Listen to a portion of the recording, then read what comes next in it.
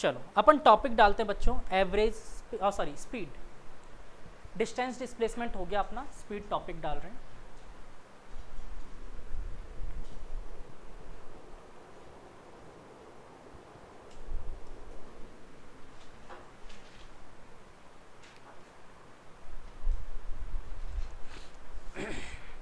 तो बच्चों स्पीड में मैं आपसे सिंपल सी बात पूछता हूँ, एक नॉर्मल एग्जांपल देता हूँ। किसी को आता है स्पीड क्या होता है?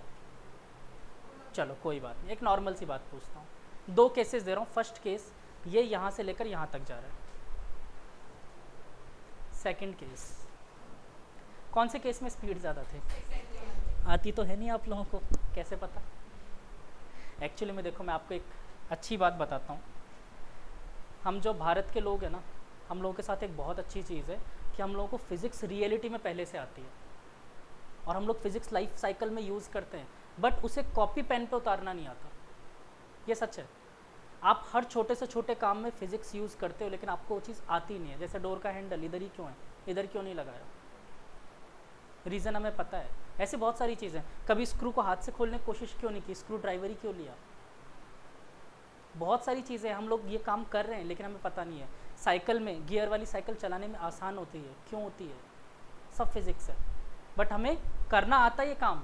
जुगाड़, पूरे वर्ल्ड में सबसे ज़्यादा स्ट्रॉन्ग है हमारी फिज़िक्स।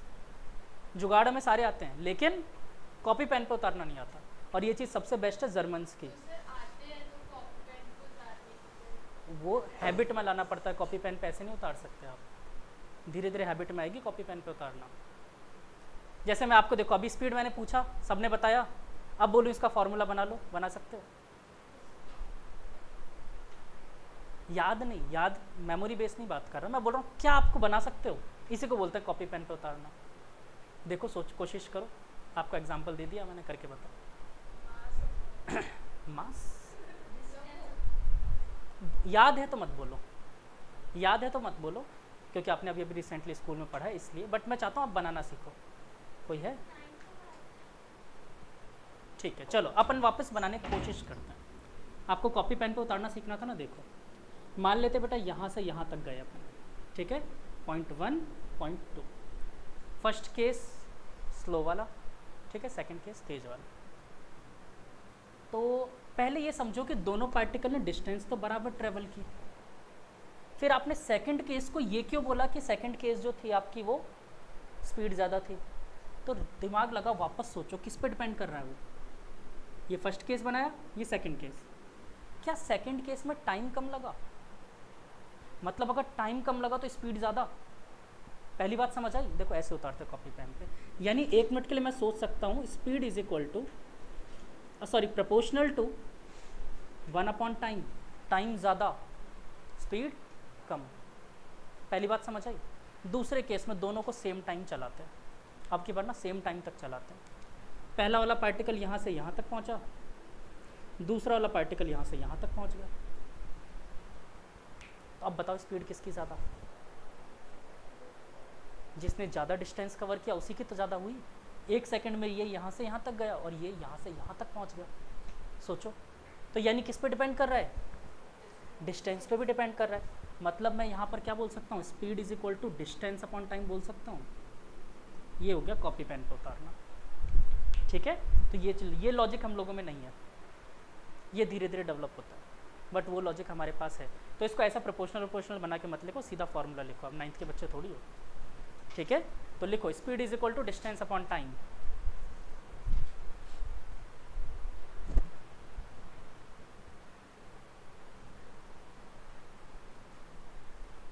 डेफिनेशन लिखनी है? अच्छा डेफिनेशन तो लिखवाई नहीं मैंने। Distance covered with respect to time.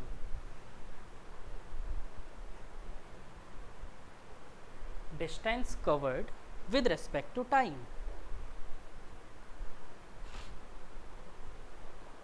ठीक है। अच्छा इसी के साथ बच्चों एक और फॉर्मूला लिखो एवरेज स्पीड का। एवरेज स्पीड, इस फॉर्मूले को जैसे मैं लिख रहा हूँ इसी फॉर्म में याद रखना। Total distance upon total time. इस फॉर्मूले को इसी फॉर्म में याद रखना, ये ज़रूरी है, इंपॉर्टेंट फॉर्मूला। एवरेज स्पीड,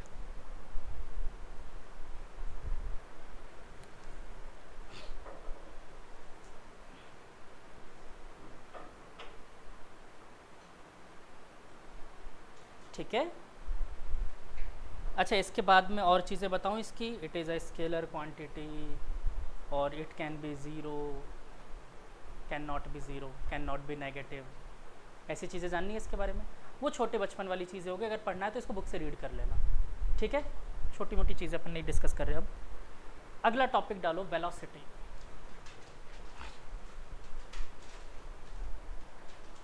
याद रखना, S for speed, S for scalar, V for velocity, V for vector. लिखो वेलोसिटी में displacement with respect to time.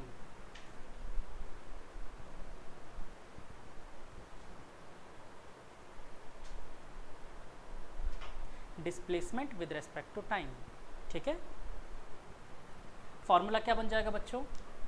v is equal to displacement upon time, बोल सकते हैं। अगर मैं एवरेज वेलोसिटी बोलूँ तो बच्चों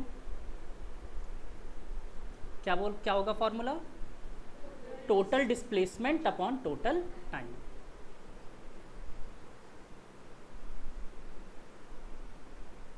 upon total time,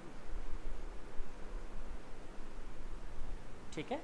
it's average velocity. यहाँ पर एक और वर्ड आता है, इंस्टेंटेनियस वेलोसिटी। इंस्टेंटेनियस मतलब क्या, समझ लेते हैं पहले, फिर लिखवाता हूँ। जैसे मान लो एक गाड़ी बच्चों यहाँ से यहाँ तक चली, ठीक है।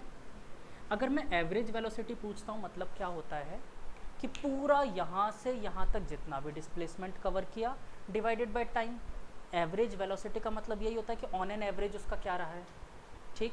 लेकिन इंस्टेंटेनियस का मतलब होता है पर्टिकुलर इंस्टेंट पे, एक फिक्स इंटरवल ऑफ टाइम पे, ठीक है। यानी मैं आपसे पूछ लूँ कि यहाँ पर उसकी वेलोसिटी क्या थी, तो ये होती है इंस्टेंटेनियस वेलोसिटी, मतलब उस इंस्टेंट पे, ठीक है, फिक्स टाइम पे। तो that is v instantaneous is equal to ds by dt। इसको ब्रैकेट आउट भी करना।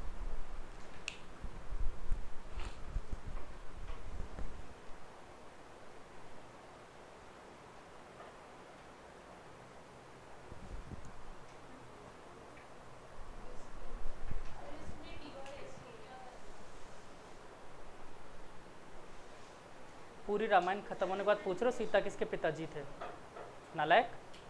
Differentiation of displacement with respect to time, differentiation नहीं था डी, फिर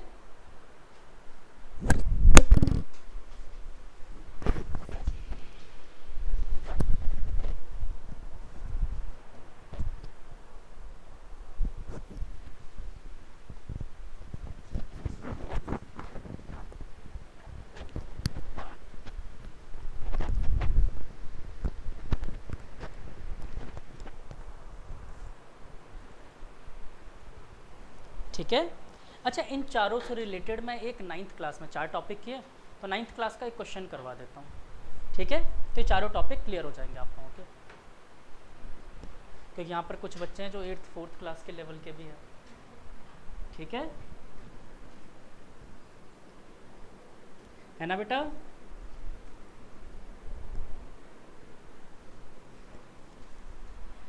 आज वो दोनों क्यों नहीं आए?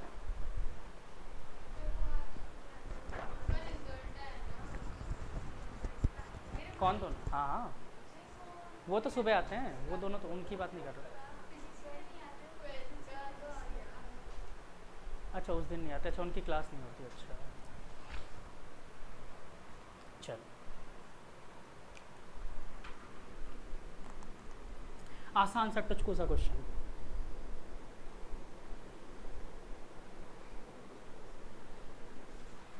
सार्थक ने एक डॉग पाल लिया, ठीक है, और ये उसको लेकर गया एक पार्क में, ठीक, एक पेट रखा डॉग।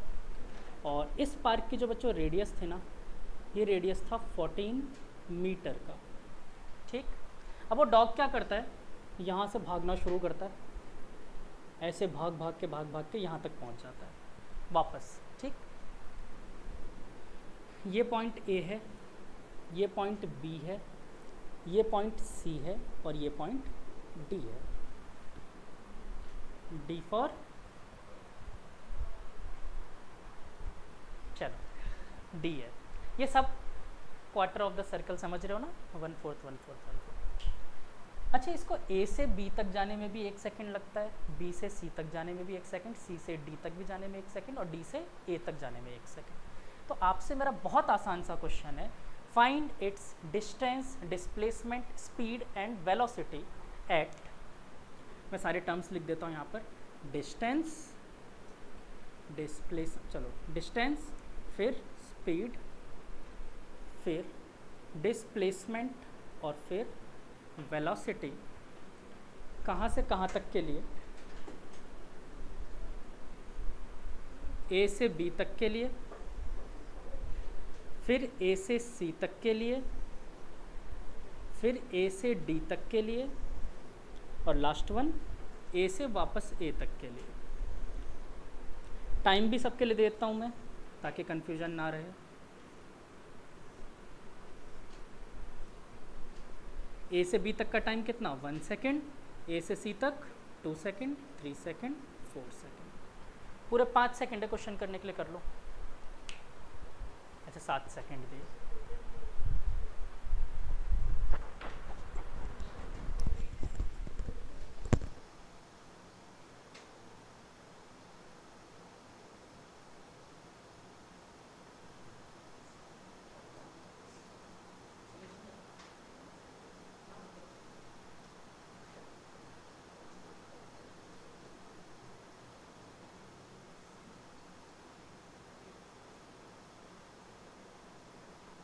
सबको सर्कल का पेरीमीटर तो पता है ना, पाई आर स्क्वायर।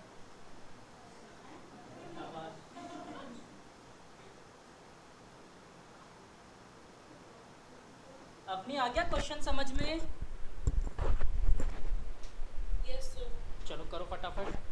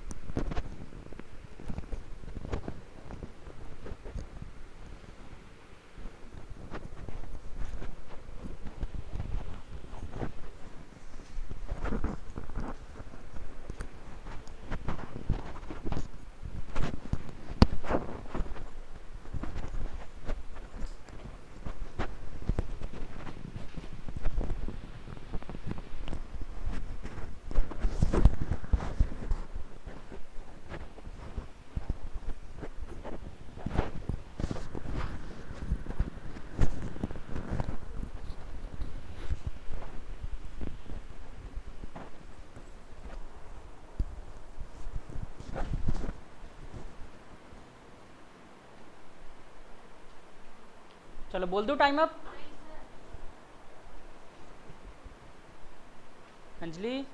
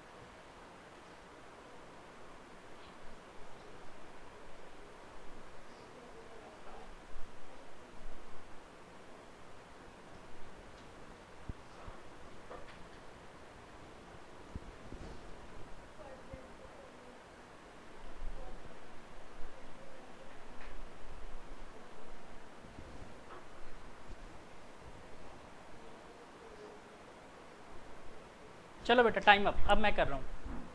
इधर देखो सब लोग, इधर कॉपी पेन छोड़ दो।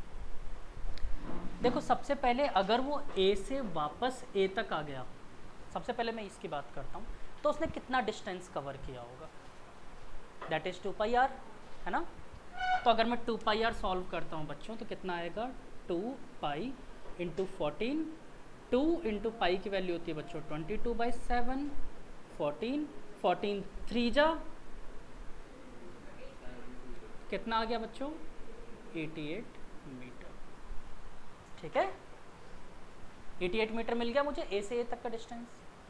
तो मैं इसको तो डायरेक्ट लिख देता हूँ 88 मीटर।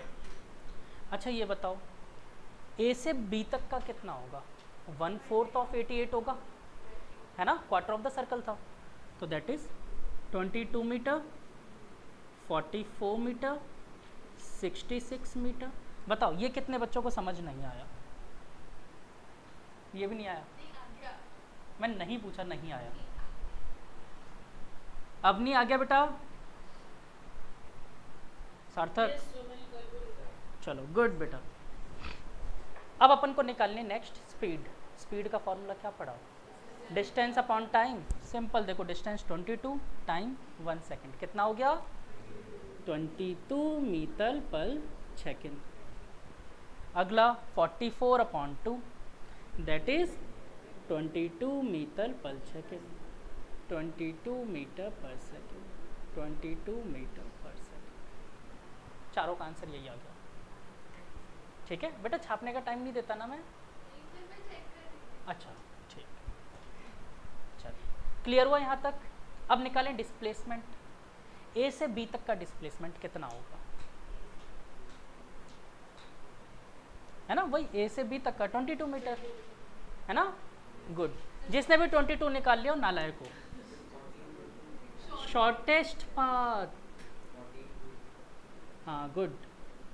तो देखो ये भी 14, ये भी 14 ड्यू टू रेडियस। ठीक है, पाइथागोरस थ्योरम पढ़ा था, क्या होता है, हाइपोटेनियस का square is equal to perpendicular square plus base square. चिपका सकते हैं यहाँ पूरा फॉर्मूला, चिपका दो। क्या होगा बेटा, हाइपोटेनियस का स्क्वायर इज इक्वल टू 14 का स्क्वायर प्लस 14 का स्क्वायर, यानी कि hypotenuse is equal to root of, बेटा 14 का स्क्वायर मैंने बाहर निकाल लिया, यानी बाहर आके रूट से 14 हो गया, अंदर बचा 1 + 1, दैट इज 14√2 मीटर। समझ आया। तो यानी ए से बी तक की डिस्टेंस कितनी हो गई, 14√2 मीटर। ठीक है, नेक्स्ट वन, ए से लेकर सी तक डबल कर देते हैं, बस नालायक हो गए फिर से। ये आकर्ष को अब याद आई है क्लास की, फाइनली बेटा याद आई क्लास की, आकर्ष। अच्छा चलो गुड गर्ल। तो देखो बच्चों, ए से लेकर सी तक का मैंने क्या पूछा, डिस्प्लेसमेंट। मैंने क्या कहा, डिस्प्लेसमेंट मतलब कुछ ज़्यादा दिमाग मत लगाओ, स्केल उठाओ, 2 पॉइंट मिले मिला दो। ठीक है, एक इनिशियल पॉइंट होगा, एक फाइनल पॉइंट होगा। बताओ अगर स्केल से इन दोनों पॉइंटों को मिलाता हूँ तो कैसी लाइन बनेगी, कुछ ऐसी बनेगी। और कहीं ये देखा देखा लग रहा है डायमीटर ऑफ सर्कल जैसा। तो कितना हो गया ये, 28 मीटर। बोलो बात समझ आई, हाँ कि ना।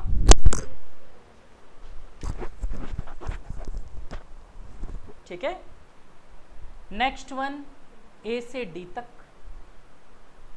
फिर से स्केल उठाओ मिला दो, शॉर्टेस्ट पाथ चाहिए मुझे। तो यानी जैसा ए से बी निकला वैसा ही ए से डी भी निकलेगा, सेम ही लेंथ आएगी। मतलब ए से डी तक के लिए क्या बोल सकते हैं, 14√2 मीटर। क्लियर। और लास्ट वाला डिफिकल्ट वन, ए से ए, अरे वाह। तो ये बताओ यहाँ तक कितने बच्चों का सारा करेक्ट हुआ, गुड। अच्छा ये नहीं निकला था, तो अब ये डिस्प्लेसमेंट क्लियर हो गया ना सबको। Displacement is independent of the path, ये पाथ पे डिपेंड नहीं करता।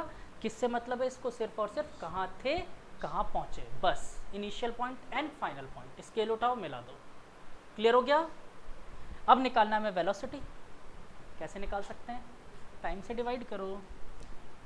देखो डिस्प्लेसमेंट अपॉन टाइम कितना आ गया, 14√2 मीटर पर सेकेंड, 14 मीटर पर सेकेंड, 14√2 बाई 3 मीटर पर सेकेंड एंड 0।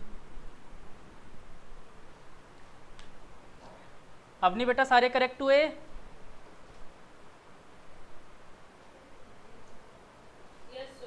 चलो गुड, अपने सारे करेक्ट हुए। चलो कर लो बेटा, अब नोट कर लो करना।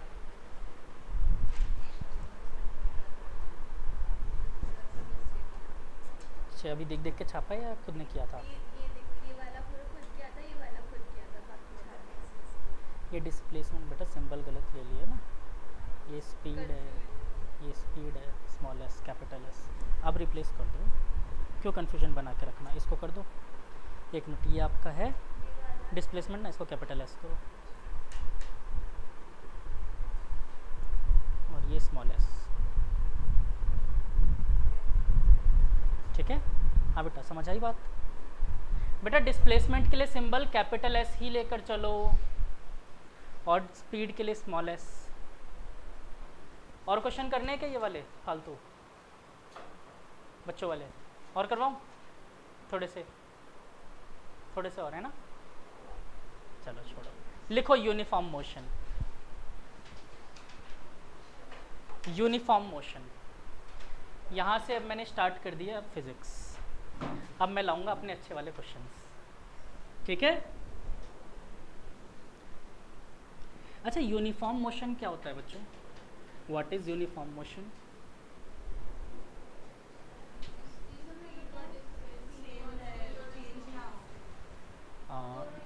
देखो यूनिफॉर्म मोशन में ना बेटा अपन वैसे वेलोसिटी की बात करते हैं, ठीक है। मतलब जैसे मान लो मैंने गाड़ी ए पॉइंट से बी पॉइंट तक चलाई है, तो ए से बी तक मेरी गाड़ी की स्पीड कहीं भी चेंज नहीं होगी, ठीक है। तो मतलब एक यूनिफॉर्म मोशन है, स्पीड बोल दूँ या वेलोसिटी बोल दूँ, क्यों? क्योंकि we are talking about a straight line motion. तो स्ट्रेट लाइन में स्पीड इक्वल टू वेलोसिटी होती है, डिस्टेंस इक्वल टू डिस्प्लेसमेंट होता है, ठीक है। तो इसके डायरेक्ट न्यूमेरिकल से चालू कर दूँ, कुछ कहानी तो बतानी है नहीं इसमें। चलो सीधा क्वेश्चन लिखते हैं, लिखवाऊँ क्या यूनिफॉर्म मतलब वर्दी? हाँ बेटा बोलो, डेफिनेशन। हाँ लिखो, when a particle covers equal distance slash displacement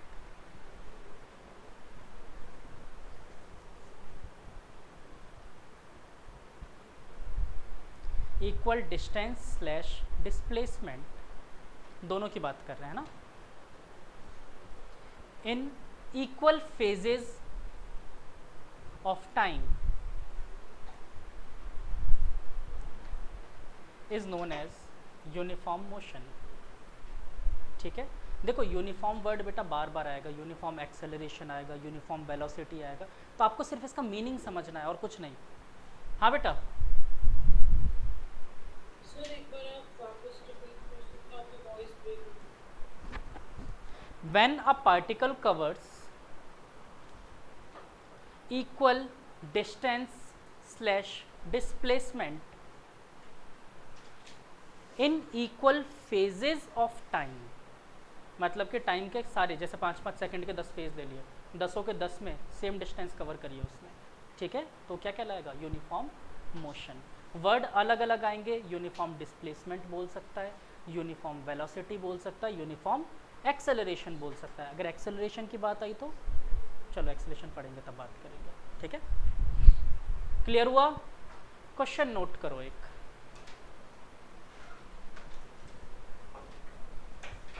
लिखो, अ particle covers half of the displacement, a particle covers half of the displacement with velocity v1 and rest with speed v2। मैंने जानबूझ के बोला एक जगह वेलोसिटी एक जगह स्पीड, क्योंकि मोशन किस में हो रहा है, स्ट्रेट लाइन में, ठीक है। Rest with speed v2, find its average velocity. देखो ये क्वेश्चन आसान है, आप लोग कर सकते हो, लेकिन मैं चाहूँगा नहीं कि आप लोग करो, पहले मेथड सीखो। एक मेथड सिखाना चाहता हूँ आपको, ठीक है। तो ये क्वेश्चन मैं करवा रहा हूँ, इधर देखो।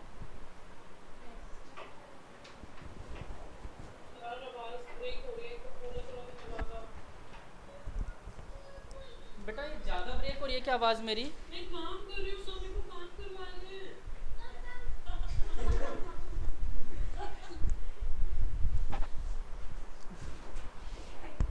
छोटे बच्चे ऐसे ही होते हैं, छोटे बच्चे नहीं समझते कि आपको क्या करना है। मेरी भांजी है, नहीं समझती। मैं पेन टैब पे एक दिन क्लास ले रहा हूँ, उसको पसंद आ गया, मेरे को चाहिए, बस अब चाहिए मतलब चाहिए। चलो करें आगे। देखो इस टाइप के क्वेश्चन में बच्चों सबसे पहले ना ज़रूरी है आप लोग डायग्राम बनाओ, ठीक है।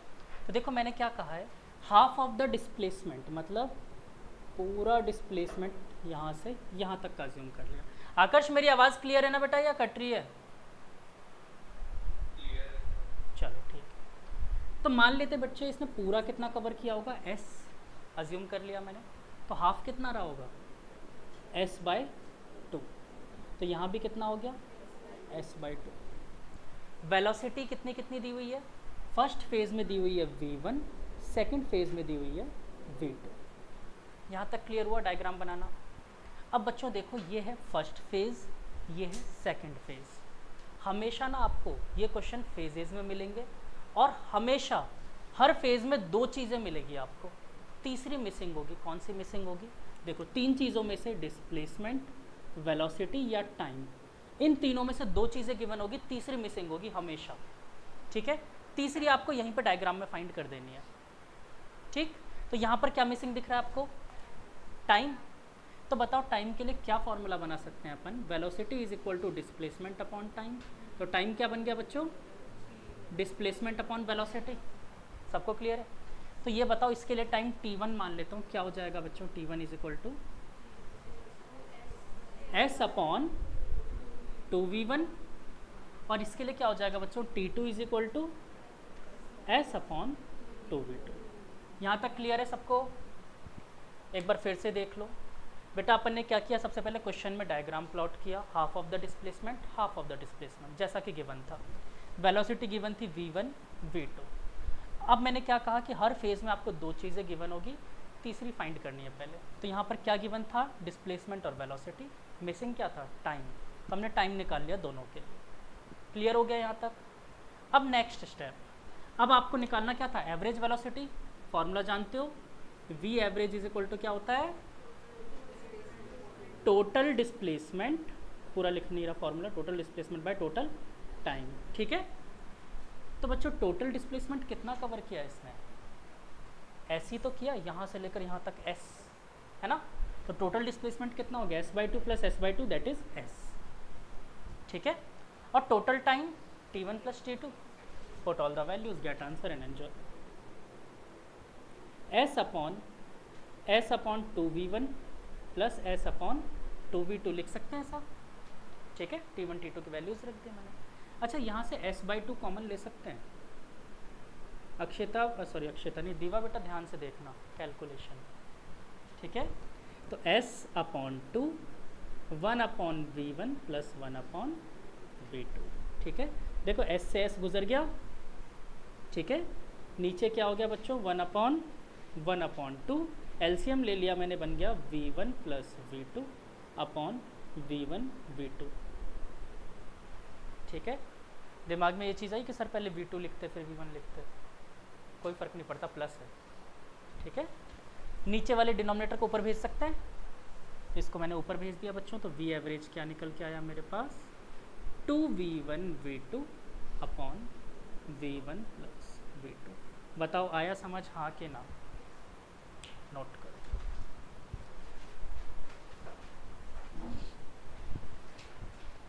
पक्का आ गया समझ में कैलकुलेशन?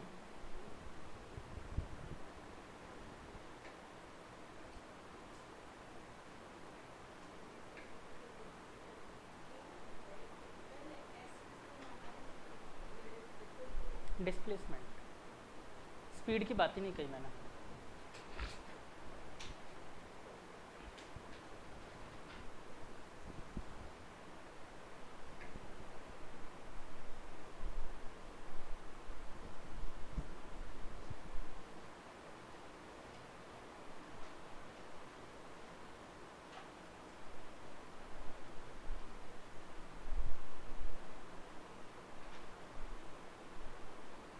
इजी था ना क्वेश्चन?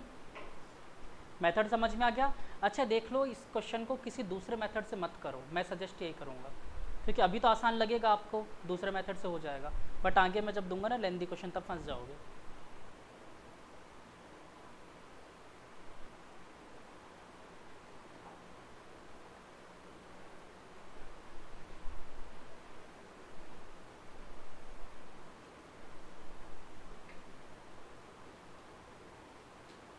करें next one.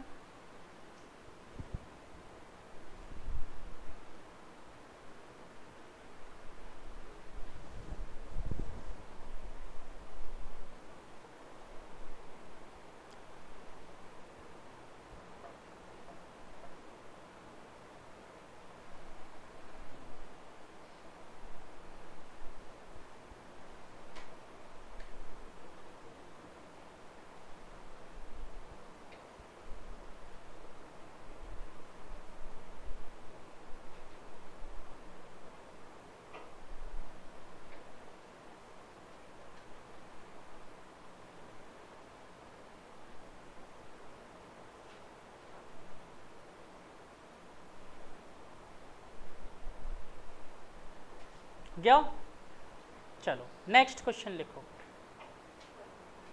The super easy question, आसान क्वेश्चन बहुत। A particle moves half of the time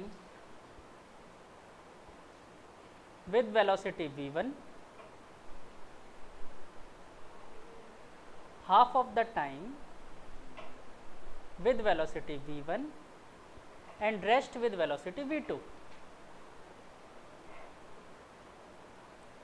Find average velocity.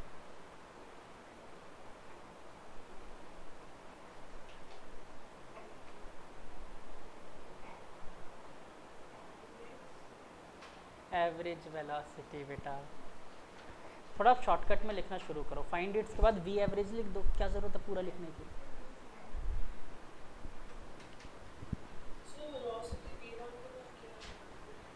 Half of the time with velocity v1 and rest with velocity v2।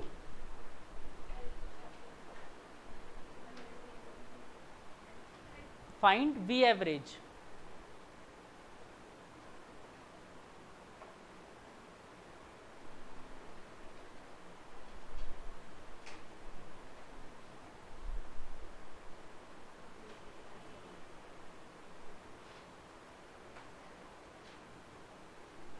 सबसे पहला काम diagram, फिर phases, फिर missing चीज़ find करनी है, फिर सॉल्व कर देना है। बहुत आसान क्वेश्चन दिया है मैंने, जल्दी करो।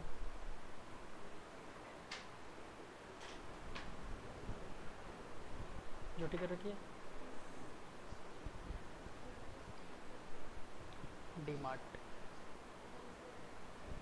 नया सा, हाँ हैंडलूम वैशाली नगर। एक्चुअली डी मार्ट में भी सेम कंपनी का मिलता है नया सा, सेम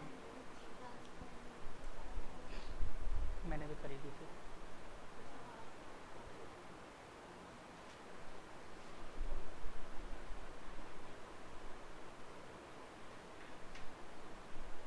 हो गया?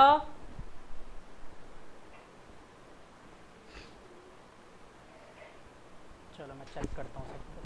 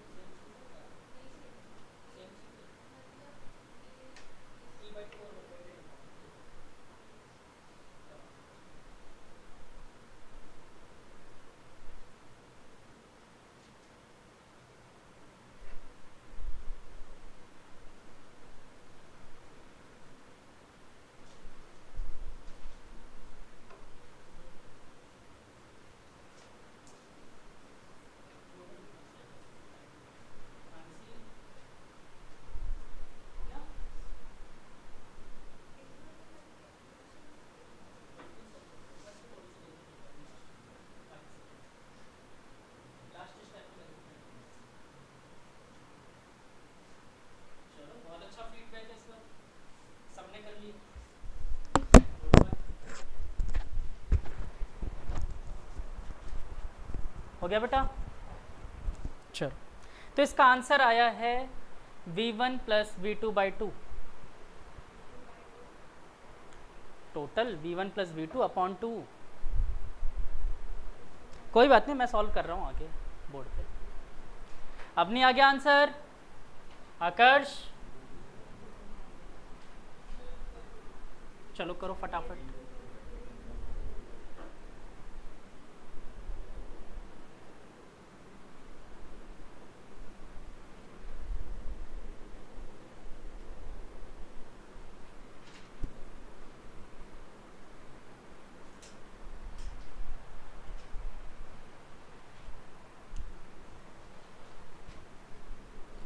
तो देखो क्वेश्चन क्या कह रहा है, अब इधर देख लो सब लोग। अब पार्टिकल, आकर्ष तुमने बताया नहीं,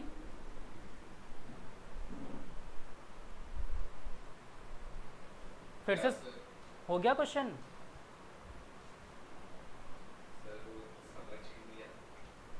हाँ बेटा, ऐसे टाइम के पंक्चुअल रहोगे ना तो समझ में आएगा, ठीक है? चलो देखो क्वेश्चन क्या कह रहा है, a particle travels half of the time, मतलब टोटल टाइम अगर मैं मान लूँ यहाँ से यहाँ तक का t है तो हाफ कितना होगा, t बाई 2। मतलब यहाँ के लिए टाइम मान लिया मैंने t बाई 2, तो यहाँ के लिए भी टाइम क्या बचा, t by 2। Half of the time with velocity v1 and v2, यही दिया हुआ है क्वेश्चन में। मिसिंग डेटा क्या है, डिस्प्लेसमेंट इस बार। तो डिस्प्लेसमेंट कैसे निकाल सकते हैं बच्चों, s1 is equal to velocity into time बोल दूँ, यही है मिसिंग डेटा इस बार। तो यानी कि क्या बचा बच्चों, s1 is equal to v1 t by 2, और ऐसे ही s2 निकाल लोगे, क्या आएगा बच्चों, v2 t बाई 2। बोलो क्लियर? अब हमें क्या निकालना है, एवरेज वेलोसिटी। जो फॉर्मूला है बस वो चिपका दो, total displacement by total time, ठीक है? टोटल डिस्प्लेसमेंट कितना है, s1 s2 की वैल्यू रख दो, v1 t by 2 plus v2 t by 2 upon t। बच्चों इसमें एलसीएम जो भी लेना है ले लेते हैं, v1 plus v2, t common ले लिया मैंने, अपॉन 2, और बेटा ये वाला t इधर आ जाएगा 2 के साथ, तो मैंने इस t को इधर रख दिया, t से t गुजर गए, क्या बचा, v average is equal to v1 plus v2 upon 2। ठीक है बालक, समझ में आ गई गलती? हाँ बेटा, चलो गुड, इस बार बहुतों ने कर लिया। चलो फिर तो आसान क्वेश्चन एक और बनता है, दे दो एक आसान क्वेश्चन। चलो क्वेश्चन को बड़ा केयरफुली लिखो। अब पार्टिकल, अच्छा ये छापना है किसी को, हो गया ना सबका? आकर्ष तुम्हें आ गया अब समझ? हाँ सर। अब नहीं Yes. हो गया बेटा, क्लियर? चलो लिखो question, a particle covers half of the displacement with velocity v1,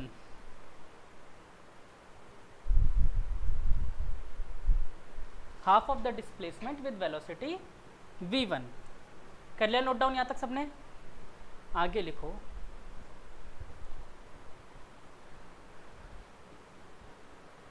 three-fourth of rest of the time with velocity v2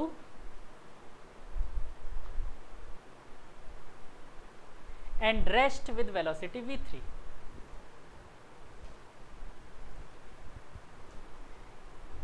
Find its average velocity। इस बार 3 फेजेस है, ध्यान रखना।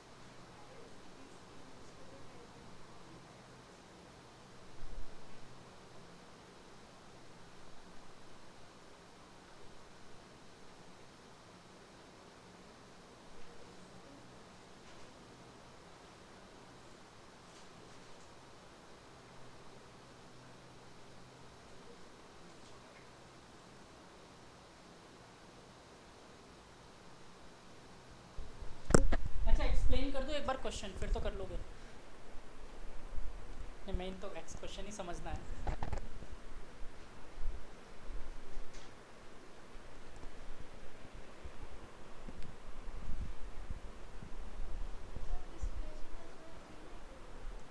ना, उसने हाफ ऑफ द डिस्प्लेसमेंट बोला, कैसे एस बाई 3 ले लोगे?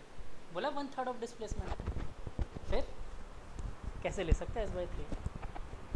चलो क्वेश्चन समझा देता हूँ एक बार, फिर आगे तो कर लो, कैलकुलेशन ही बचेगी फिर।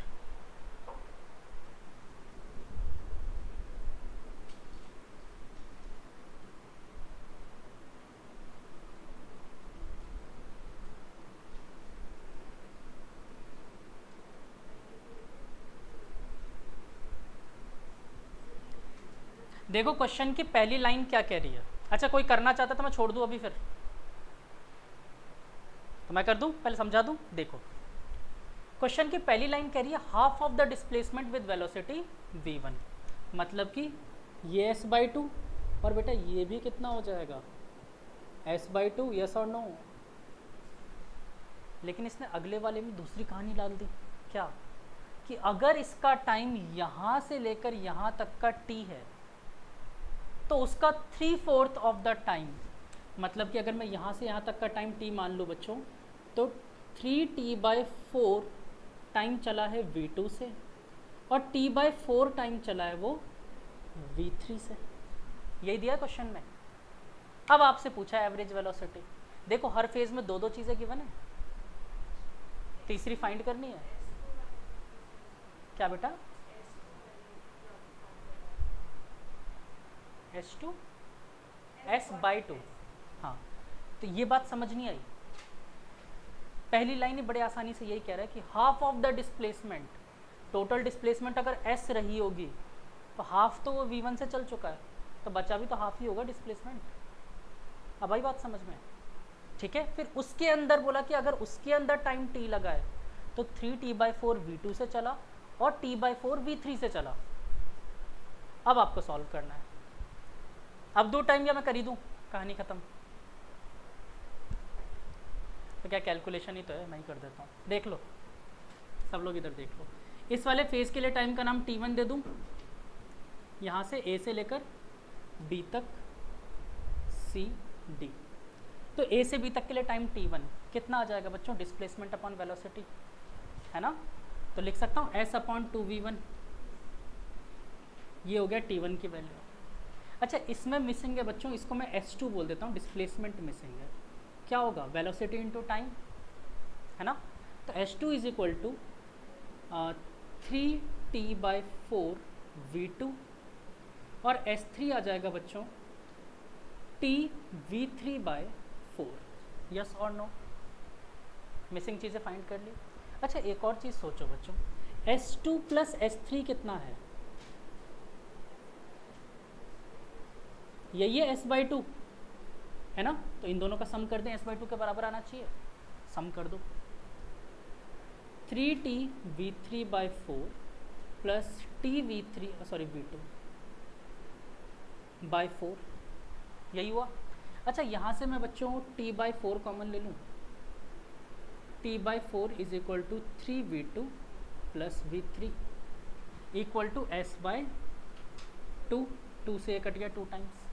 मुझे एक्चुअली में बच्चों टाइम चाहिए था इस पूरे फेज का, ठीक है। निकाल सकते हैं टाइम, क्या आएगा?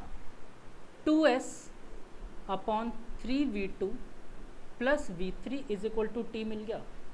बोलो हाँ कि ना? मिल गया। अगर मुझे ये मिल गया ना, अब मेरा काम पूरा हो गया। कैसे? v एवरेज का फॉर्मूला क्या कहता है? Total distance. टोटल डिस्टेंस कितना कवर किया? s, और टोटल टाइम t1 प्लस ये वाला टाइम, यही होगा। तो यानी कि मैं डायरेक्ट लिख दूं, चलो t1 plus t that is s/2v1 plus 2s/3v2 plus v3। ठीक है। s कॉमन आके गुजर जाएंगे, काट दो डायरेक्ट, ये तो कॉमन आके कट गए। अब इसके अंदर बची एलसीएम वाली कैलकुलेशन, वो मैं कर देता हूँ। तो देखो 1/2v1 plus 2/3v2 3v2 plus v3, बेटा ये इधर, ठीक है।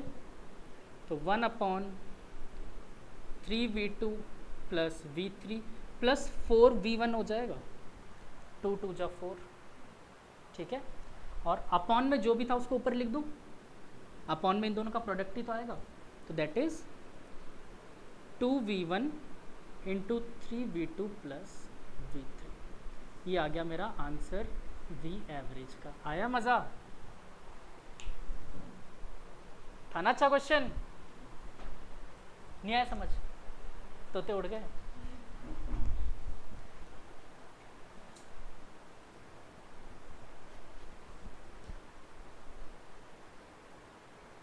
सबसे पहली चीज़ ये दिमाग से निकाल दो, कैलकुलेशन का मतलब डर नहीं होना चाहिए। मैं देखता हूँ 2 लाइन की कैलकुलेशन आते आपकी हालत ख़राब हो जाती है, गलत चीज़ है। डर नहीं कैलकुलेशन से, गलत है। तो बेटा कैलकुलेशन से डरना नहीं है। एक बात, तो कौन सी रॉकेट साइंस पढ़ी है इसमें कैलकुलेशन? सिंपली तो वही तो कर रहे हैं, डिस्प्लेसमेंट टाइम फाइंड कर रहे हैं, पुट कर रहे हैं, कुछ नया कहाँ कर रहे हैं।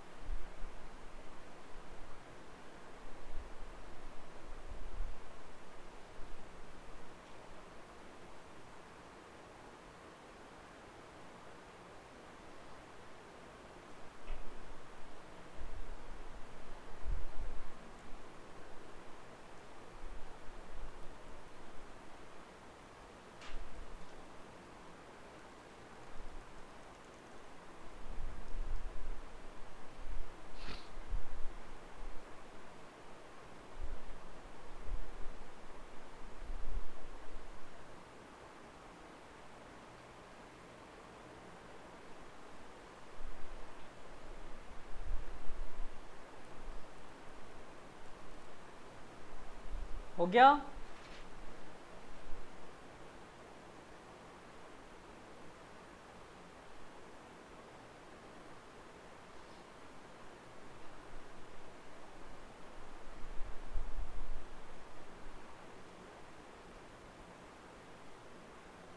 एक क्वेश्चन और कर लें, थोड़ा सा और टेस्टी। अच्छा चलो, सिमिलर टेस्टी, ना ज़्यादा ना कम। होमवर्क में ले लो वो क्वेश्चन भी, ठीक है। बस ये सेम क्वेश्चन है जो लिखवाया था, टाइम की जगह डिस्प्लेसमेंट, डिस्प्लेसमेंट की जगह टाइम, ठीक है। सेम क्वेश्चन है, जहाँ पर टाइम लिखा था वहाँ पर डिस्प्लेसमेंट, जहाँ डिस्प्लेसमेंट लिखा है वहाँ टाइम, रिप्लेस कर दो, ठीक है। होमवर्क के लिए ये क्वेश्चन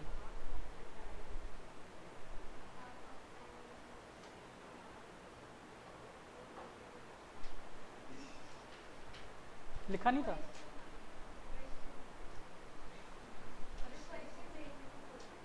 आपने नहीं लिखा था?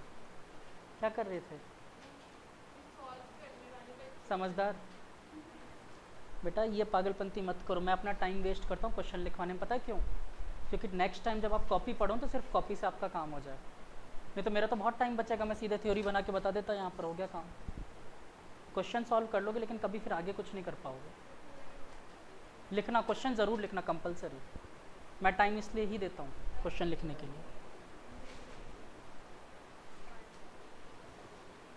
ठीक है गुड़िया? चलो अच्छा ये वाला क्वेश्चन सबको आ तो गया ना, ऐसा कोई टफ तो नहीं लग रहा, आसान है ना? किसी को टफ लग रहा हो तो डिमोट करवाएं उसे 10th क्लास में। इजी, ये 9th में करवाए हुए क्वेश्चन है मेरे, 9th में करवाए हुए क्वेश्चन मैंने। जो बच्चे थे, तुम थे ना, इसको तो याद नहीं होगा तो भूल गया होगा, तुम तो थे 9th में करे हुए अपन ने क्वेश्चन।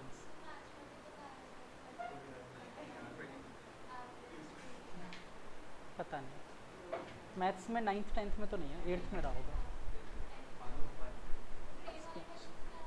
वो तभी आगे आएगा अपना रिलेटिव जब पढ़ेंगे तब। यहाँ तक क्लियर? टॉपिक डालें फिर नया, कर दूँ स्टार्ट?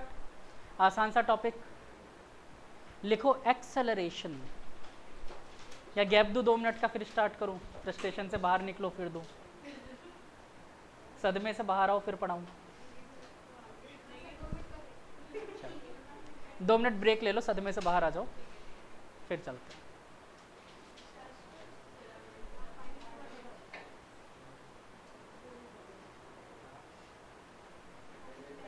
अरे बॉटल वापस भर देगा, मत हंसाओ।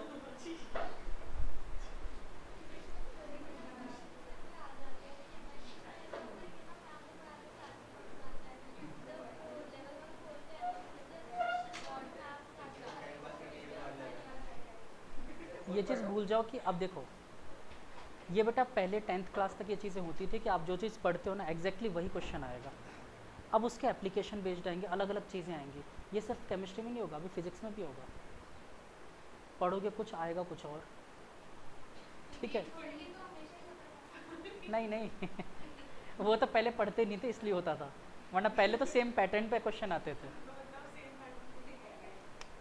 अब नहीं आएंगे, बट ऐसा नहीं है कि इसका मतलब कोई अलग ही चीज़ आ जाएगी। डिपेंडिंग ऑन दिस ही होगा, डिपेंड इसी पे करेगा, लेकिन कुछ अलग रहेगा। ऐसा नहीं है, अभी शुरू शुरू में हो ना तो इसलिए लग रहा है, थोड़े टाइम बाद सबसे विश्वास उठ जाएगा, आदत आ जाएगी। देखो आप लोगों को पता टेंशन कहाँ तक होगी, फिजिक्स थोड़ी डिफ़िकल्ट लग रही है, जब तक प्रोजेक्टाइल पढ़ोगे, प्रोजेक्टाइल मोशन तक पहुँचेंगे ना, फिर आप लोगों को लगेगा नहीं हम झेल सकते हैं, फिर कर पाओगे। लॉज ऑफ मोशन अच्छे से करोगे, मेहनत करोगे, उसके बाद में ऑप्टिक्स 12th में लॉज ऑफ मोशन अच्छे से करोगे, वर्क एनर्जी पावर अच्छे से करोगे, फिर भरोसा उठ जाएगा, फिर कुछ नहीं करोगे। वेव्स में तो करना ही नहीं है कुछ भी, वहाँ तक तो जाते जाते जीवन ही खत्म है। तब तो फिर आप लोग पता है कैसे बिहेव करोगे जब वेव्स में आओगे? तब मैं पढ़ाना चालू करूँगा यहाँ पर, चुपचाप एक शब्द बोले बिना पूरा लिख लोगे, कहानी खत्म, हो गया वेव्स। कोई दिमाग नहीं लगाएगा कि वेव्स क्या बोला गया है, क्या है ये वेव्स, नहीं, हो गया काम खत्म। एक बच्चा डाउट लेके नहीं आएगा, मेरी गारंटी है।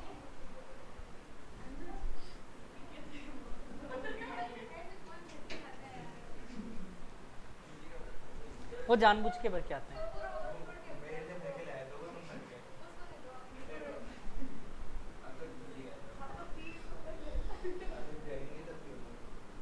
चलो लिखो एक्सेलरेशन, मुझे दो, लो इधर दो।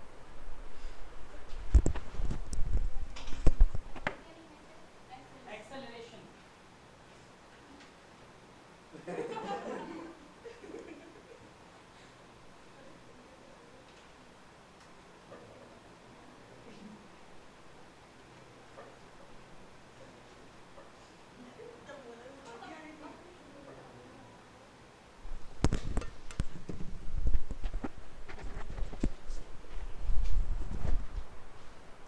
लिखो इसकी definition, rate of change of velocity, rate of change of velocity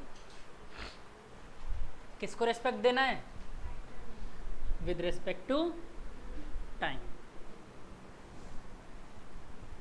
आज थोड़ा सा डेमो दे दूंगी फिजिक्स का, और अच्छा थोड़ा सा डेमो तो बनता है आज। नहीं अभी कहाँ मिला है डेमो, अभी इसके बाद दूंगा, एक्सेलरेशन के बाद। हाँ बहुत दिन हो गए, तुम लोग मज़े मज़े की ज़िंदगी चल रही है। एक एक बच्चे को उभासी नहीं दिलवाई तो मेरा नाम रोशन है। आप इवन वाइब्स क्यों दे रहे हो? अभी देखते जाओ। चलो तो लिखो एक्सेलरेशन, लिख लिया डेफिनेशन। अच्छा इसमें खास बात बेटा लिखो सबसे पहले point wise, acceleration only depends, acceleration only depends on the external force। Actually बेटा एक्सेलरेशन कभी भी कब आएगा, जब किसी बॉडी पे बाहर से फोर्स लग रहा हो। दिमाग ये लगाना, आपको जैसे मैं बार बार क्वेश्चन दूंगा ना तो मैं सिर्फ एक्सेलरेशन वर्ड बोलूँगा, इसका मतलब आपको खुद क्लिक हो जाना चाहिए कि इसका मतलब कोई फोर्स लगा रहा है तभी एक्सेलरेशन आएगा। ठीक है। दूसरी बात इसमें ये लिखो, मतलब लिखो क्या, समझ लो कि ज़रूरी नहीं है वेलोसिटी और एक्सेलरेशन की डायरेक्शन सेम हो। जैसे कि मान लो मैं आपको कॉमन सेंस से ये चीज़ बताता हूँ, एक पार्टिकल इधर जा रहा था, ठीक है, विद वेलोसिटी v, ठीक, इसके मन में आई, जाके इसने टल्ला मार दिया इसके ऊपर की तरफ, ठीक। अब ये बताओ इसमें एक्सेलरेशन कहाँ आया? जो डायरेक्शन फोर्स की होगी वही डायरेक्शन एक्सेलरेशन की होगी। मतलब एक्सेलरेशन किधर आएगा? इधर की तरफ। ज़रूरी नहीं है एक्सेलरेशन की वेलोसिटी की डायरेक्शन सेम हो, सेम भी हो सकती है, मना नहीं है, हो सकती है, लेकिन यहाँ पर क्या है बच्चे, जिधर फोर्स की डायरेक्शन होगी उधर एक्सेलरेशन की डायरेक्शन होगी। एक स्पेशल केस और समझो, अगर वेलोसिटी इस तरफ है और एक्सेलरेशन इधर लग रहा है, ठीक है, वेलोसिटी इधर की तरफ है, एक्सेलरेशन इधर लग रहा है, इसका प्रैक्टिकल मीनिंग समझो, इसका मतलब गाड़ी रुकने की कोशिश कर रही है, ठीक है। हाँ, मतलब गाड़ी चल रही थी ऐसे और एक्सेलरेशन लगाया मैंने पीछे की तरफ, मतलब मैं पीछे की तरफ इस पर एक फोर्स लगा रहा हूँ, ठीक है, समझ गए? तो इसका मतलब क्या हो रहा है, गाड़ी रुकने की कोशिश कर रही है। और बेटा दूसरी बात, अगर वेलोसिटी के अपोजिट में एक्सेलरेशन लग रहा होता है तो इसको एक नया नाम देते हैं रिटार्डेशन, ठीक है। तो रिटार्डेशन वर्ड से कंफ्यूज मत होना, अगर वेलोसिटी के अपोजिट में एक्सेलरेशन लग रहा है तो उसे क्या बोलते हैं? रिटार्डेशन, ठीक है, क्लियर? ठीक, तो ये बात दिमाग में क्लियर है ना? अब एक और बात फिर चलो बाद में बताऊंगा फोर्स में। डन, फॉर्मूला लिख लें।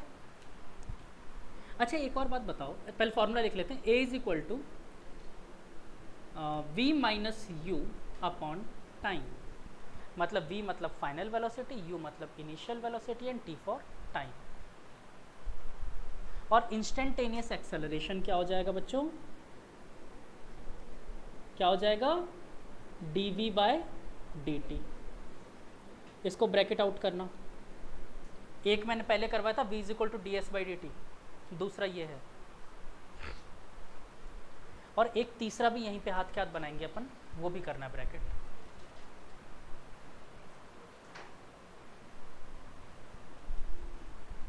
देखो a इज इक्वल टू क्या बोल सकते हैं बच्चों? dv बाई dt बोला अपन ने।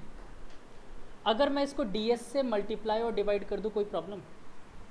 कोई फर्क नहीं पड़ता। और इसको थोड़ा सा इधर उधर घुमा दूं तो भी चलेगा, मतलब कि ds by D T into D V by D S भी लिख सकते हैं, एक ही बात है। और पहचानो ds बाई डी टी क्या होता है? क्या होता है बालकों? वेलोसिटी होता है। तो v D V by D S is equal to acceleration. ये थर्ड फॉर्मूला है जिसको हमको ब्रैकेट आउट करना है, ठीक है।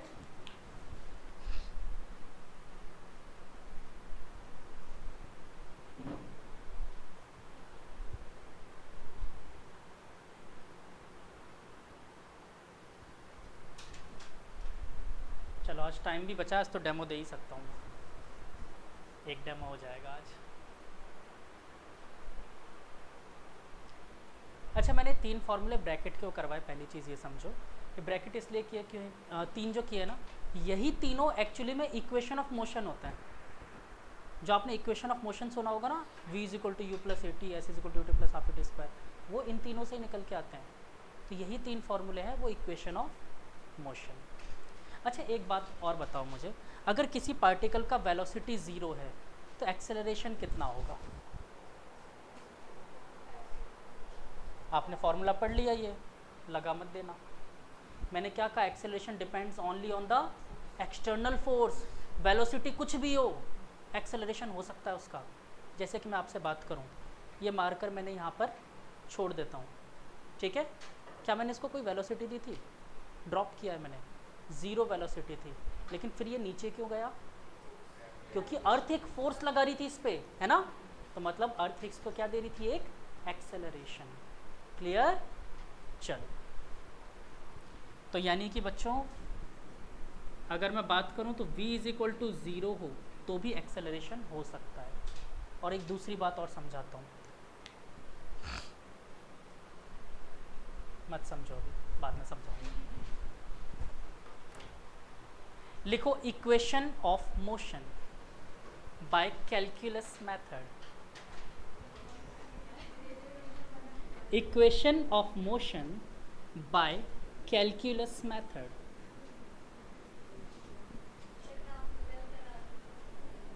ग्राफिकल 9th के सिलेबस में, तुम लोगों के सिलेबस में है ही नहीं होगा, तो फालतू में करवा देते हैं स्कूल वाले हैं। करवा दिया, वो सिलेबस में है नहीं तुम्हारे, वो 9th के में आता है वो कैलकुलस मेथड। कैलकुलस मतलब integration and differentiation. Calculus method, equation of motion by calculus method. और इसमें एक इम्पॉर्टेंट बात होती है बच्चों, लिख लो, एक्सेलरेशन इज कांस्टेंट। ये फॉर्मूले सिर्फ और सिर्फ तभी वैलिड है जब एक्सेलरेशन कांस्टेंट होगा, ठीक है, यूनिफॉर्म एक्सेलरेशन होगा। अगर एक्सेलरेशन चेंज हो रहा है तो फॉर्मूले वैलिड नहीं है।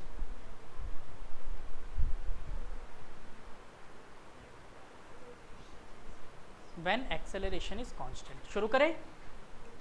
हम लोगों ने एक फॉर्मूला पढ़ा है अभी अभी latest, a is equal to dv by dt, याद है सबको?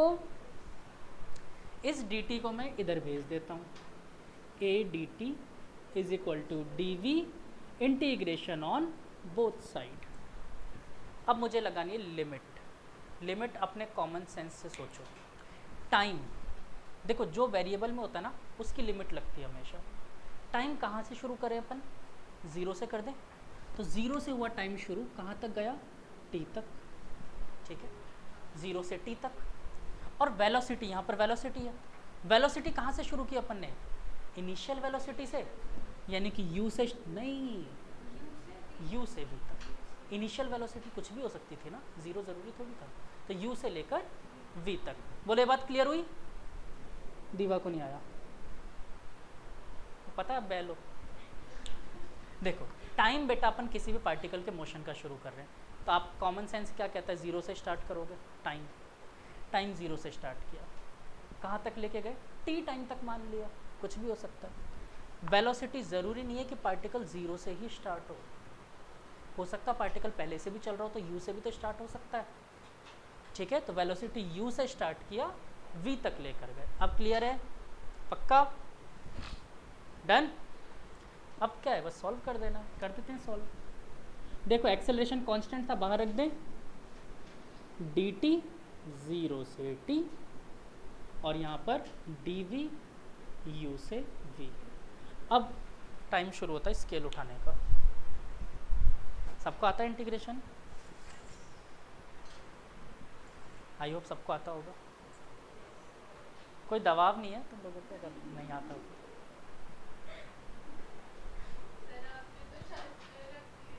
कहाँ उठाया? मैं खुद ही मना कर रहा हूँ, कोई दबाव नहीं है तुम लोगों पे।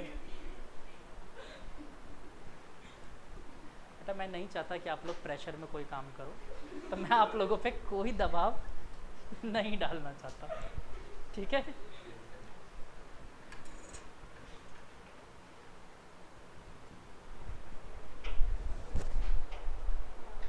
चलो सब बैठ गए, बेटर है मैं ही कर देता हूँ ना इंटीग्रेशन।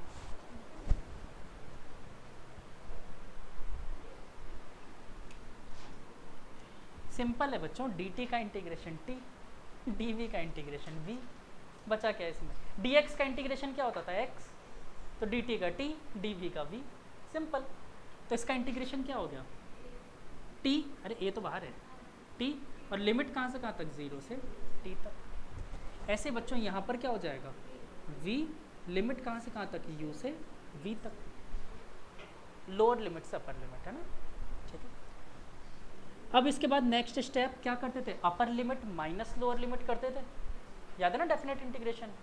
तो यानी हम लोग क्या लिख सकते हैं बच्चों, a is equal to T minus zero, और ऐसे बेटा यहाँ पर क्या हो जाएगा v minus U, upper limit minus lower limit. किसी के दिमाग में आया सर इंटीग्रेशन किया प्लस सी क्यों नहीं लगाया,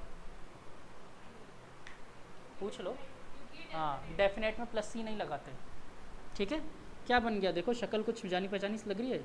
ए T is equal to V minus U, U को भी इधर भेज देते हैं, क्या बन गया v is equal to U plus A T, equation 1, first equation of motion, ठीक है।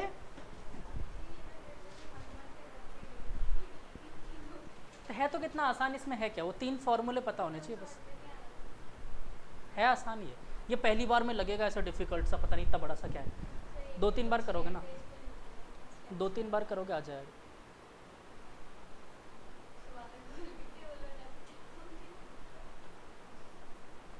नहीं, ये आपकी गलती नहीं है, ये करना पड़ता है, मैंने भी मेरे टाइम पे फर्स्ट टाइम रट के गया था मैं।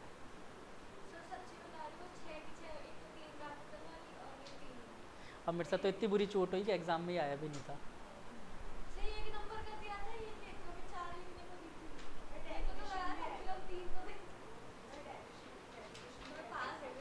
डेरिवेशन ये कंफर्म है स्कूल के एग्ज़ाम में, ये वाला डेरिवेशन कंफर्म है, फेवरेट है।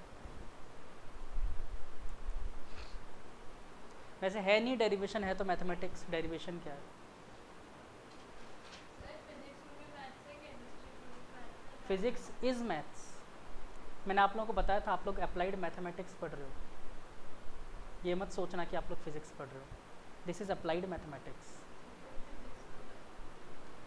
फिजिक्स चल रही है, इसी को अप्लाइड मैथमेटिक्स कहते हैं, इसी को फिजिक्स कहते हैं। एमएससी में मैथ्स में आता ही है वो मैथ्स जो जनरल मैथ्स के बच्चे कर रहे होंगे ना अभी,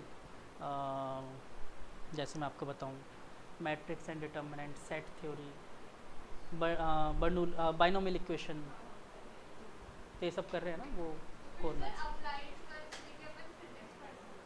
अप्लाइड मैथ्स जो आपका सीबीएसई अप्लाइड मैथ्स कहता है ना, वो कुछ और है, वो कॉमर्स वालों के लिए होता है। जो सीबीएसई अप्लाइड मैथ्स बोल रहे हैं ना, मैं जो अप्लाइड मैथमेटिक्स बता रहा हूँ ये एमएससी में आता है, मास्टर ऑफ साइंस।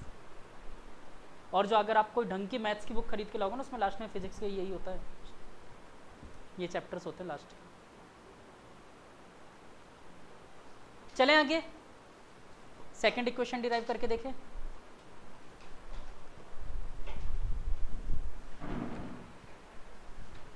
हम लोगों ने एक फॉर्मूला पढ़ा, v is equal to D S by D T, लगा किधर नहीं है चैन, मैं समझ रहा हूँ लेकिन ठीक है, इधर देखिए। मैंने पहले भी आप लोगों को वार्न किया, मेरे कान बहुत तेज हैं, मैं बहुत सी बातें सुन के इग्नोर कर देता हूँ, ठीक है। dt को इधर भेजा, इंटीग्रेशन ऑन बोथ साइड। अब लगानी है लिमिट, टाइम की लिमिट कहाँ से कहाँ तक लगाना चाहोगे बच्चों, 0 से, सबको समझ आया, डिस्प्लेसमेंट की 0 से s तक मान लेते हैं, बोलो क्लियर, समझ आ रहा है सबको आसानी से। लेकिन एक प्रॉब्लम आ गई, फिर से प्रॉब्लम क्या आ गई, v तो खुद वेरिएबल है, वेरिएबल है ना v, ये तो हर टाइम पे अलग अलग होगा ना, फाइनल वेलोसिटी है, हर टाइम पे अलग अलग होगा, कैसे सॉल्व करें, ऐसे हमको पता है v के फॉर्मूला t के टर्म्स में, चिपका दो वहाँ पर, ठीक है, चिपका देते हैं, u plus A T D T 0 से t, और बेटा ds का इंटीग्रेशन s लिख दूँ, ख़त्म कहानी करें डायरेक्ट, ठीक है। अच्छा, अब ये इंटीग्रेशन कैसे सॉल्व करते हैं, याद है प्लस आ गया बीच में, एज इट इज साइन लेना है, देखो 0 से t u D T plus A T D T 0 से t is equal to s, separate कर दिया। अच्छा ये बताओ, कोई भी पार्टिकल चलना शुरू करे, कितनी भी फाइनल वेलोसिटी हो जाए, इनिशियल तो सेम रहेगी, जो थी वही रहेगी, तो क्या इनिशियल वेलोसिटी को कांस्टेंट टर्म मान सकते हैं अपन, कांस्टेंट ही तो है, कांस्टेंट इंटीग्रेशन से बाहर फेंक दो, यानी डी टी 0 से t प्लस यहाँ पर एक्सेलरेशन कांस्टेंट बाहर, टी डी टी, 0 से t is equal to S, इधर लिख दिया मैंने एस, ठीक है। अच्छा ये बताओ dt का इंटीग्रेशन, बोलो जल्दी, t लिखूँ अपर लिमिट माइनस लोअर लिमिट, फटाफट करते हैं, लोअर लिमिट 0 ही है, वही आने वाला है। और ऐसे ही बच्चों t का इंटीग्रेशन, x का इंटीग्रेशन क्या होता था,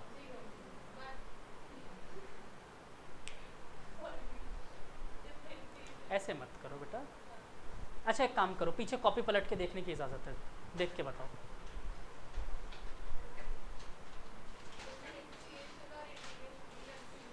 मेरे को पता है ना हो रही है, इसलिए तो बोल रहा हूँ।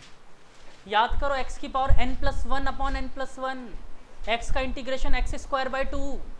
फिर क्या कर रहे हो नालायकों, इंटीग्रेशन में सम कर रहे हो, मतलब पावर बढ़ेगी, कॉमन सेंस लगाओ, कम नहीं हो सकती कभी, ठीक है। तो यानी बच्चों क्या हो जाएगा, t²/2, ठीक है। x का क्या होता है x²/2, t का हो जाएगा t²/2। इसको थोड़ा शक्ल अच्छी बना के लिख दे, ut + ½ at² इक्वेशन 2, ठीक है।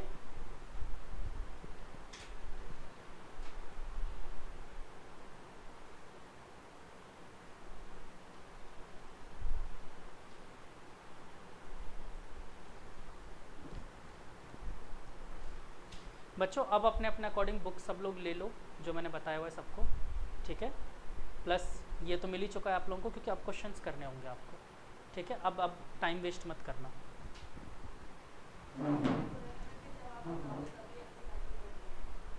हाँ एनसीईआरटी अब अभी तो नहीं, मतलब पिछले चैप्टर का पढ़ना चाहो पढ़ सकते हो, डायमेंशन का।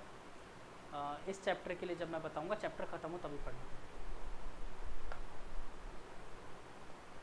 बायो वालों के लिए तो मस्ट है एनसीईआरटी पढ़ना।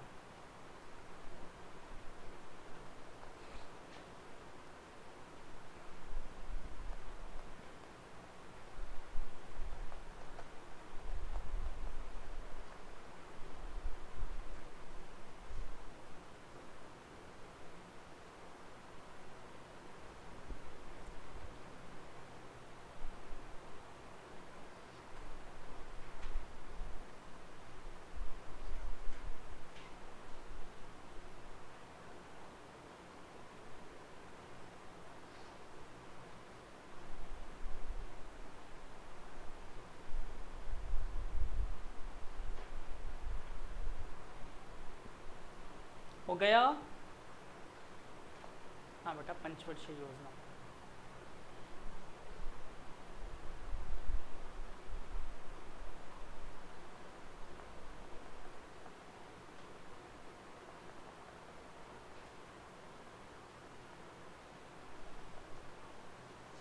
टेंथ में किस किस का पेपर छूट गया था, कंप्लीट अटेम्प्ट नहीं हुआ था, किसी के साथ हुआ है ऐसा, हुआ है। फिर स्पीड बढ़ाओ अपनी लिखने की, 12th में डेफिनेटली छूटेगा, ये सबको ही बोलूँगा, स्पीड थोड़ी सी अपनी मेंटेन रखना। चलो नेक्स्ट करें डिराइव। तो बच्चों नेक्स्ट इक्वेशन डिराइव करने के लिए ना मुझे एक फार्मूला फिर चाहिए, जैसे यहाँ पर मैंने यूज़ किया a = dv/dt, यहाँ यूज़ किया v = ds/dt। तीसरे के लिए क्या यूज़ करें, देखो मैंने तीन ही फॉर्मूले तो ब्रैकेट करवाए आपको, यानी a = v dv/ds बच गया है ना, तब उसको यूज़ कर लेते हैं, हो गया काम।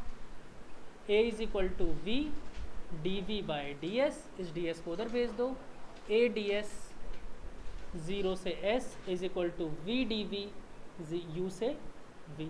बोलो इतनी बात में किसी को डाउट है तो बोलो, इजी हो जाएगा। चलो अब देखो a कांस्टेंट बाहर रख दूं, तो ये रखा बाहर, ds का इंटीग्रेशन s, v का इंटीग्रेशन, जैसे t का इंटीग्रेशन t²/2 था तो v का इंटीग्रेशन v²/2, ठीक है। तो ये हो गया v²/2 लिमिट u से लेकर v तक, तो as = upper limit v² by 2 minus lower limit, है ना। 2 को इधर भेज दे, क्या हुआ, कोई डाउट? 2 को इधर भेज देते हैं, 2as is equal to V square minus U square, U square भी इधर आ गया बच्चों, क्या बचा, V square is equal to U square plus 2as, third equation of motion.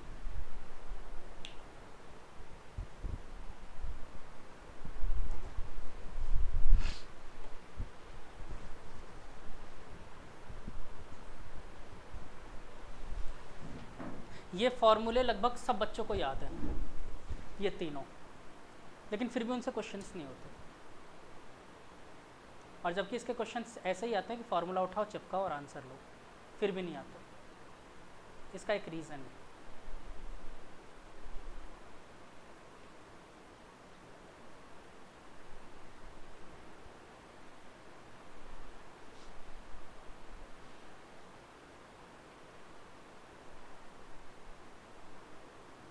लिखो एक टॉपिक, साइन कन्वेंशन। ये फॉर्मूले बिना साइन कन्वेंशन के कभी नहीं लगाए जाते, वरना गलत ही आएगा, ध्यान रखना। तो लिखो साइन कन्वेंशन।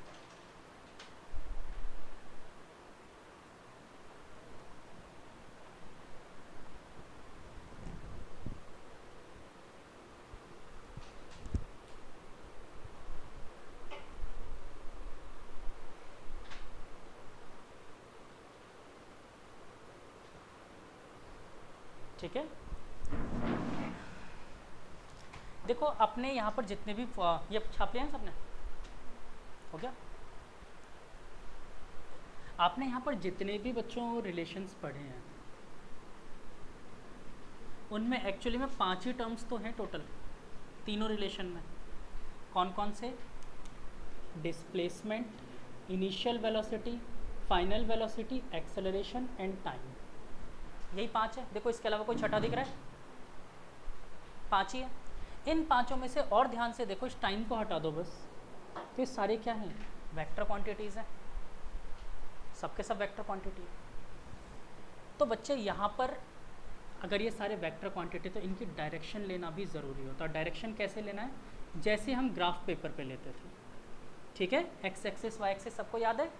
इधर वाला नेगेटिव लेते थे, ऊपर वाला और नीचे, ठीक है? तो ऐसे ही बच्चों, अगर किसी पार्टिकल की वेलोसिटी इधर है तो आप क्या लोगे? पॉजिटिव, इधर है तो नेगेटिव। सेम एक्सेलरेशन, ऊपर है तो पॉजिटिव, नीचे है तो नेगेटिव। डायरेक्शन का ध्यान ज़रूर रखना, तो ये डायरेक्शन बना लो आप लोग, ठीक है? इसके बिना कभी भी क्वेश्चन करोगे तो गलत आएगा आंसर, ठीक? तो साइन कन्वेंशन बनाओ और इन सब के लिए अपन यूज़ करते हैं चीज़, ठीक है गुड़िया? वो बताएंगे, क्वेश्चन आपको बताएगा खुद। अब सोचो जैसे बोल दिया अ पार्टिकल इज थ्रोन डाउनवर्ड, मतलब वेलोसिटी कहाँ है? नीचे, ठीक है? अगर बोला थ्रोन अपवर्ड मतलब ऊपर, पॉजिटिव, ठीक है? देखो एक और चीज़, ये साइन कन्वेंशन ना हर टीचर अपने अकॉर्डिंग अलग अलग बता सकते हैं। मतलब अलग कैसे कि हो सकता है कोई टीचर बोले नीचे पॉजिटिव ले लो, ऊपर नेगेटिव ले लो। तो किसी एक टीचर का याद रखना, हर जगह मत दिमाग लगाना, ठीक है? क्योंकि दो जगह दो नाव में पैर रखोगे डूब जाओगे। किसी एक का याद रखना, चाहे वही याद रखो, कोई फ़र्क नहीं पड़ता, उससे कोई गलत नहीं होगा। अगर मैं नीचे पॉजिटिव ले लूँ, ऊपर नेगेटिव ले लूँ, उससे गलत नहीं होगा। लेकिन साइन कन्वेंशन हमें याद रहना चाहिए, पता चले नीचे भी नेगेटिव ले रहे हो, ऊपर भी नेगेटिव ले रहे हो, फिर गलत हो जाएगा ना। इसलिए बेटर है मैं ग्राफ से रिमाइंड करवाता हूँ कि ग्राफ में जो करते हुए आए वही याद रखो, ठीक है? ऑप्टिक्स में बताया था लास्ट ईयर तुम लोगों को 10th में, उसमें भी था साइन कन्वेंशन, इसी से याद करवाया था मैंने, ठीक है? एक आसान सा क्वेश्चन करवा दूं ताकि तुम लोगों को कुछ लगे कि हाँ कुछ तो किया है। लिख लो एक आसान सा question. A particle is dropped from a height of 80 metre 80 8 शून्य 16 into 5. A particle is dropped from a height of 80 meter. What is the time when it touches the ground? मैं करवा रहा हूँ, आप लोग मत करो. It touches the ground. आगे लिख लेना क्लास 9th का क्वेश्चन ही है. अच्छा लास्ट में लिख लो take G equal to 10 metre पर second square. G that is acceleration due to gravity, ठीक है, 10 मीटर पर सेकेंड स्क्वायर। एक्चुअल वैल्यू वैसे 9.8 होती है, वो अपन जब पुट करेंगे तब। जी की वैल्यू तो 10 ही है ना, वो तो डायरेक्शन की वजह से आप माइनस ले रहे हो, ठीक है। तो देखो मैं क्या कह रहा हूँ कि अगर क्वेश्चन में जी इक्वल टू 10 दे रखा है तब तो 10 ले लो, नहीं दे रखा तो 9.8 ही लेना है, ठीक है। हाँ तो याद रखना। अब देखो क्वेश्चन क्या कह रहा है आपको, एक पार्टिकल है, इसको मैंने ड्रॉप किया तो क्या होगा, ऊपर चल जाएगा फिर क्या होगा, नीचे आएगा ना। हाँ करे जा रहे हो सब। तो यहाँ से बेटा ड्रॉप किया, अच्छा ड्रॉप किया मतलब मैंने क्या इसको कोई वेलोसिटी दी है, ड्रॉप किया है सिर्फ, मतलब u इक्वल टू 0। अब ये बेटा कहाँ आएगा, नीचे आएगा, यहाँ तक मान लेते हैं। कितना नीचे आया, 80 मीटर से तो ड्रॉप किया आपने, है ना। तो ये बताओ इसने डिस्प्लेसमेंट किधर की, ऊपर या नीचे। तो मतलब मैं s इज इक्वल टू क्या लिखूँगा, माइनस का 80 मीटर लिखूँगा। रीज़न क्योंकि वो डिस्प्लेसमेंट नीचे कर रहा था। तीसरी बात, ये नीचे आया ही क्यों, वहीं पे क्यों नहीं रुक गया, अर्थ खींच रही थी, है ना। और अर्थ किस एक्सेलरेशन से खींच रही है, 10 मीटर पर सेकेंड स्क्वायर, नीचे की तरफ खींच रही है, माइनस, ठीक है। अब पूछा क्या है, टाइम। जो इक्वेशन तीनों में से अच्छी लग रही हो, टेस्टी लग रही हो, लगा देना। जैसे मुझे लग रही है s is equal to u t plus half A T square, ठीक है। s कितना, -80, u0 तो ये पूरा part 0 is equal to -10/2 t square. 0 से 0 गुजर गया, माइनस से माइनस गुजर गया, 8 इंटू 2 कितना होता है 15, 16 is equal to t square. तो t इज इक्वल टू कितना आ जाएगा बच्चों, नो इट्स +-4 सेकेंड, लेकिन time can never be negative, इसलिए आप आंसर क्या दोगे, t equal to 4 second. Done. एक और क्वेश्चन करवा दूं, टाइम हो गया लेकिन। अगर 9.8 एक्चुअली में g की वैल्यू होती है 9.81 मीटर पर सेकेंड स्क्वायर, बट आप 9.8 ले लेना, ठीक है। चलो एक ये क्वेश्चन ले लो, आसान सा देता हूँ मैं। एक पार्टिकल को ऊपर फेंका u इक्वल टू 20 मीटर पर सेकेंड से, what is the time when it touches the ground, ठीक है। नीचे से ऊपर फेंका 20 मीटर पर सेकेंड से, लेकिन वापस नीचे आएगा ना ये तो, या ऊपर चल जाएगा हमेशा के लिए, नहीं वहीं पे सेम हाइट पे, ग्राउंड से फेंका है, ग्राउंड पे आके गिर रहा है, ठीक है। तो what is the time when it touches the ground, ठीक है। Thank you all of you for today.